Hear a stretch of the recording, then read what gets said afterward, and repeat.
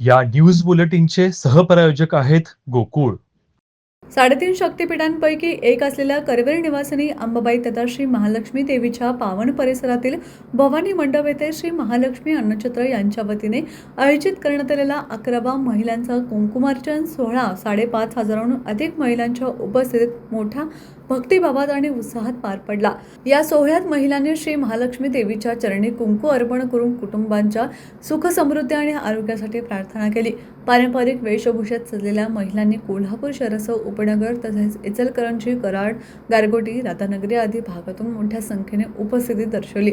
मंत्रोच्चार आणि भक्तिमय वातावरणामुळे भवानी मंडप परिसर भक्तिरसात न्हाऊन निघाला होता।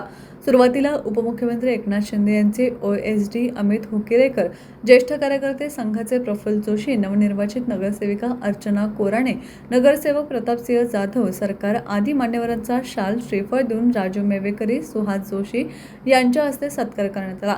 यानंतर 1008 नामस्मरणासह कुंकुमार्चन सोहळा भक्तिभावात संपन्न झाला।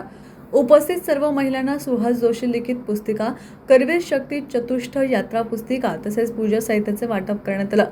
समारोप प्रसंगी आमदार राजेश क्षीरसागर यांनी आगामी काळात दरमहा निघणाऱ्या करवीर शक्ती चतुष्ट यात्रेसाठी सर्वतोपरी सहकार्य करण्याचे आश्वासन दिले। सामाजिक आणि धार्मिक परंपरेचे जतन करत महिलांना एकत्र आणणारा हा उपक्रम दरवर्षी मोठ्या प्रमाणावर आयोजित करण्यात येत असून वाढता प्रतिसाद लक्षात घेता आगामी काळात भव्य मैदानात आयोजन करण्याचा निर्धार आयोजकांकडून व्यक्त करण्यात आला। होळी पौर्णिमेच्या दिवशी झालेला हा सोहळा कोल्हापूरची नवी आध्यात्मिक ओळख ठरणारा ठरला।